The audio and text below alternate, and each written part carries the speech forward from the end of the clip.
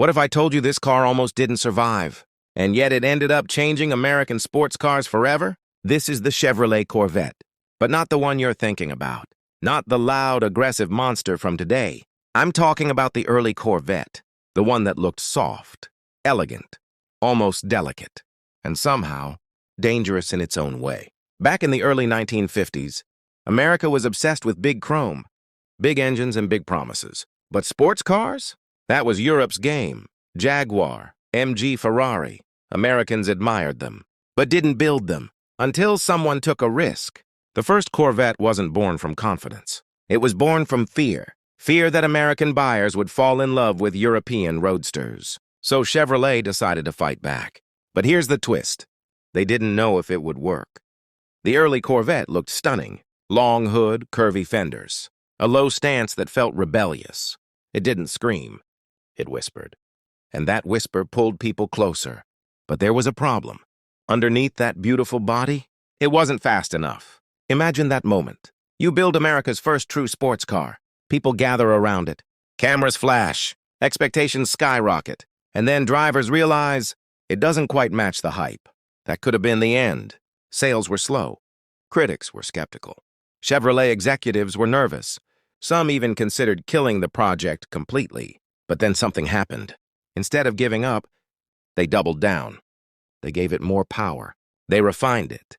They sharpened its personality. And slowly, the Corvette began to transform. And this is where it gets interesting. Because the early Corvette wasn't just a car. It was an experiment. It had a fiberglass body at a time when most cars were steel. That alone was radical. Lightweight, different, almost futuristic. People didn't fully understand it, but they couldn't ignore it either. And once the V8 arrived, everything changed. The personality shifted. The sound deepened. The confidence returned. Suddenly, this elegant roadster had a pulse, a heartbeat you could feel in your chest. But here's what most people don't talk about. Driving an early Corvette wasn't about raw speed alone. It was about presence, about the feeling of sitting low to the ground, the open air, the mechanical honesty. No computers, no filters. Just you, the engine, and the road. You had to respect it. There were no driving aids, no electronic safety nets. If you pushed too hard, it would remind you who was in charge. And that's part of the magic. The design? Timeless. The round headlights, the simple grille, the subtle chrome details. It didn't need sharp angles or aggressive lines. It had proportion, balance, confidence. It didn't chase trends. It quietly created one. And think about this. If Chevrolet had pulled the plug during those early struggling years, there would be no Stingray, no Z06, no ZR1, no mid-engine revolution decades later. Everything you know about Corvette today exists because this first generation refused to die. But owning one back then wasn't easy. You weren't just buying a car. You were buying into an idea. Into America proving it could build something emotional, something sporty, something that wasn't just about straight-line speed. It was about identity. And when people saw one rolling down the road, it meant something. It said you believed in the future.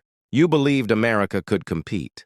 That matters. Even today, when you see an early Corvette, something happens. It doesn't intimidate. It charms. It pulls you into another era, a time when optimism was bold, when risks were taken.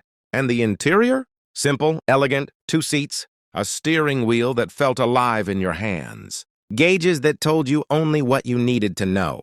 Nothing more. No distractions, just driving. But let me tell you something that might surprise you.